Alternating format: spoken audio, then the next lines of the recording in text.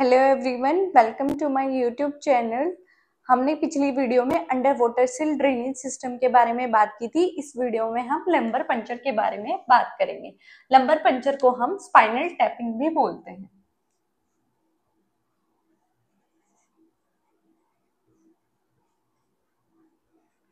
चलो बात कर लेते हैं लंबर पंचर या फिर स्पाइनल टैपिंग क्या होता है। इसमें क्या किया जाता है? Inserting a needle into the lumbar सब आर्केनॉइड स्पेस। जो हमारा सब आर्केनॉइड स्पेस है उसके अंदर हम एक नीडल इंसर्ट करते हैं। क्यों? To withdraw cerebrospinal fluid. CSF को बाहर निकालने के लिए हम लंबर सब आर्केनॉइड स्पेस में एक नीडल इंसर्ट करते हैं। इसको क्या बोलते हैं? Spinal tapping. ठीक है, इसका पर्पस क्या है, ये हम क्यों करते हैं? पर्पस है हमारा डायग्नोस्टिक पर्पस भी हो सकता है और थेरेप्यूटिक पर्पस भी हो सकता है। डायग्नोस्टिक पर्पस जैसे in case of suspected subdural haemorrhage. अगर सबड्यूरल हैमरेज सस्पेक्टेड है तो उसको डायग्नोस करने के लिए हम स्पाइनल टैपिंग करते हैं। Diagnosis of meningitis, different type की मेनिंजाइटिस को डायग्नोस करने के लिए हम स्पाइनल टैपिंग करते हैं। मेनिंजाइटिस हमारी बैक्टीरियल हो सकती है, वायरल हो सकती है, फंगल हो सकती है या फिर मैलिग्नेंट हो सकती है।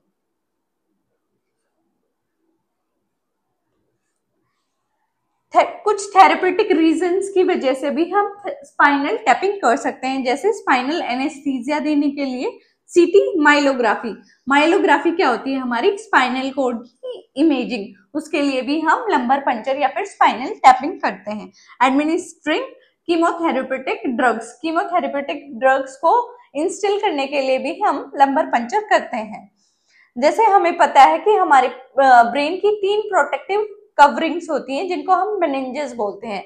सबसे बाहर वाली कवरिंग को ड्यूरा मैटर बोलते हैं, बीच वाली को आर्केनॉइड मैटर बोलते हैं और सबसे इनर वाली को हम पाया मैटर बोलते हैं। इसको कैसे याद कर सकते हैं? डैप से, DAP। ठीक है, ये डैप से हम इसको याद कर सकते हैं। ड्यूरा मैटर के बाहर वाले स्पेस को क्या बोलेंगे? Extra ड्यूरल space. और ड्यूरा मैटर और आर्केनॉइड मैटर के बीच वाले स्पेस को क्या बोलेंगे? Subdural space. And space between arachnoid mater and pia mater is known as sub arachnoid space. इसी सब आर्केनॉइड स्पेस में हम नीडल इंसर्ट करते हैं सीएसएफ को बाहर निकालने के लिए। हमें पता है कि हमारा सीएसएफ कहाँ होता है? सब आर्केनॉइड स्पेस में। इसको सीएसएफ को बाहर निकालने के लिए हम बाहर से एक नीडल इंसर्ट करते हैं, उसको क्या बोलते हैं? Spinal tapping. थोड़ा बात कर लेते हैं सीएसएफ के बारे में। सीएसएफ हमारा सब आर्केनॉइड मैटर के अंदर पाया जाता है। सीएसएफ हमारे अडल्ट में 50 to 150 ml मिलता है। ये क्लियर और कलरलेस फ्लूइड होता है जो कि कोरॉइड प्लेक्सस के द्वारा प्रोड्यूस किया जाता है। कोरॉइड प्लेक्सस हमारा वेंट्रिकल्स में प्रेजेंट होता है। बात कर लेते हैं लंबर पंचर की साइट के बारे में। लंबर पंचर हमारा अडल्ट में L3, L4 रीजन पे किया जाता है और चिल्ड्रन में L4, L5 पे। ये L1, L2 पे क्यों नहीं कर सकते? क्योंकि हमारी जो स्पाइनल कॉर्ड है वो L1, L2 वाले रीजन पे एंड होती है। जो हमारी स्पाइनल कॉर्ड है वो L1, L2 वाले रीजन पे एंड होती है, तो इसलिए हम जो लंबर पंचर है L3, L4 साइड पे करते हैं। जो स्पाइनल कॉर्ड का सबसे नीचे वाले हिस्से को हम कॉनस मेडुलरिस बोलते हैं। बात कर लेते हैं कॉन्ट्राइंडिकेशन ऑफ लंबर पंचर। किन किन सिचुएशन में हम लंबर पंचर या फिर स्पाइनल टैपिंग नहीं कर सकते हैं? सीवियर कोएगुलोपैथी में हम LP या फिर स्पाइनल टैपिंग नहीं कर सकते हैं।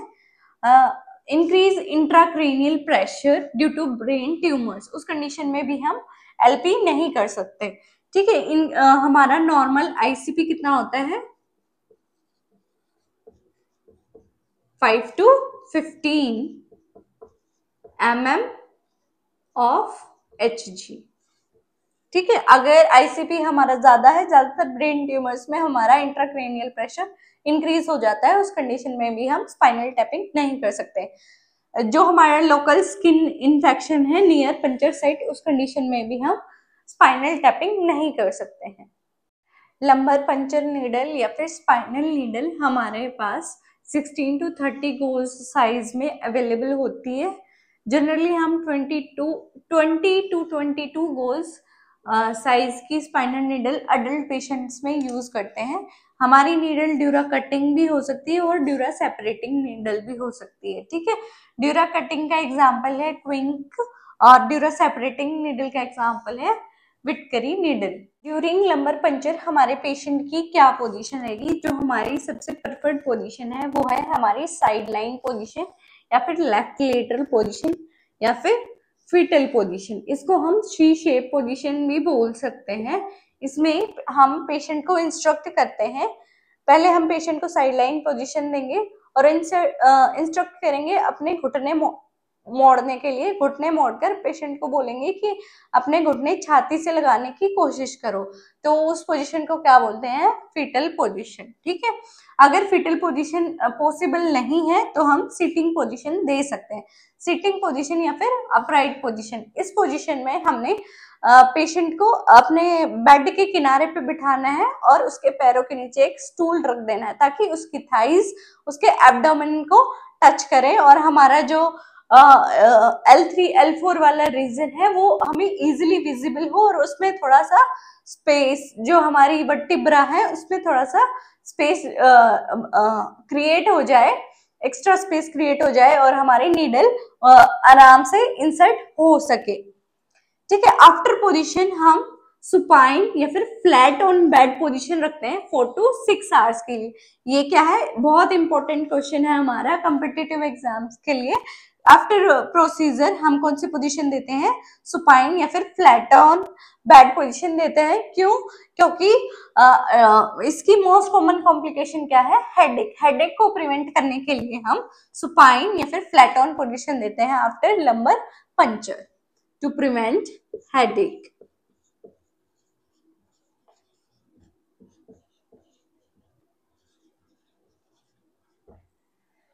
स्पाइनल टैपिंग के ड्यूरिंग हमारी रिस्पॉन्सिबिलिटीज क्या रहेंगी? हमने चेक करना है कि डॉक्टर ने कंसेंट लिया है या नहीं, पेशेंट के वाइटल साइंस चेक करने हैं। ड्यूरिंग प्रोसीजर हमने पहले उसको पोजीशनिंग दिलवानी है। हाँ, इस प्रोसीजर में लंबर पंचर के टाइम एनपीओ पेशेंट नील पर ओरल होना रिक्वायर्ड नहीं है। ठीक है, ड्यूरिंग प्रोसीजर क्या करते हैं? पहले बिटाडिन से क्लीन करते हैं, फिर एक इमेजिनरी लाइन ड्रॉ करते हैं between highest point of iliac crust. वो जनरली L3 L4 वाले रीजन पे ही आता है, तो वहां पे नीडल इंसर्ट की जाती है। After CSF collection pressure dressing की जाती है। फिर हमारे नर्सिंग रिस्पॉन्सिबिलिटी क्या होती है? After procedure provide supine position to the client for 4 to 6 hours ताकि to prevent headache after the procedure. Next है monitor the site for CSF leakage. CSF leakage के लिए हमने पेशेंट को मॉनिटर करना है। कुछ साइन है CSF लीकेज के, जैसे मोस्ट कॉमन साइन है positional headache, nausea and vomiting, neck stiffness, photophobia, sense of imbalance, tinnitus। Photophobia क्या होता है? Sensitivity to light.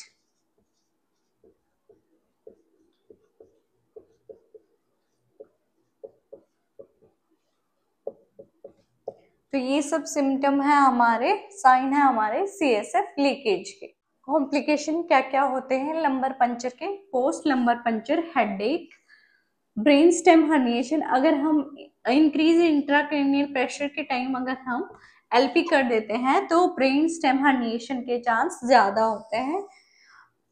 नेक्स्ट है bleeding at puncture site, pain and numbness. These are the complications of lumbar puncture.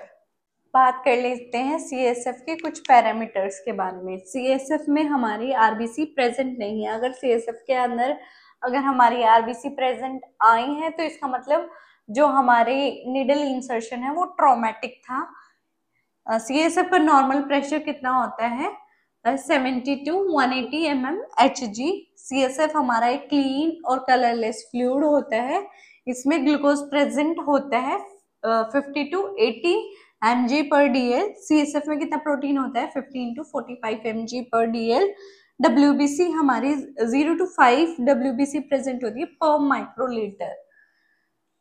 जो हमारा CSF है उसको rhinorrhoea से कैसे डिस्टिंग्विश कर सकते हैं। जो CSF होता है उसमें ग्लूकोज प्रेजेंट होता है, वेयर एज राइनोरिया में ग्लूकोज एब्सेंट होता है। इन बैक्टीरियल मेनिंजाइटिस जो हमारा CSF का जो प्रेशर है वो बढ़ जाता है। जो CSF है वो क्लाउडी या फिर टर्बिड हो जाता है और इसमें प्रोटीन के लेवल इंक्रीज हो जाते हैं और ग्लूकोज के लेवल डिक्रीज हो जाते हैं। प्रोटीन के लेवल इंक्रीज कर जाते हैं और ग्लूकोज के लेवल डिक्रीज कर जाते हैं। ये मोस्ट इंपॉर्टेंट क्वेश्चन है। जो बैक्टीरिया है वो क्या करता है, ग्लूकोज को खा जाता है, जिसकी वजह से क्या होता है CSF में ग्लूकोज का लेवल डिक्रीज कर जाता है। और जो WBC है उनके लेवल क्या है CSF में इंक्रीज हो जाते हैं इन bacterial meningitis. This is all about lumbar puncture और स्पाइनल टैपिंग।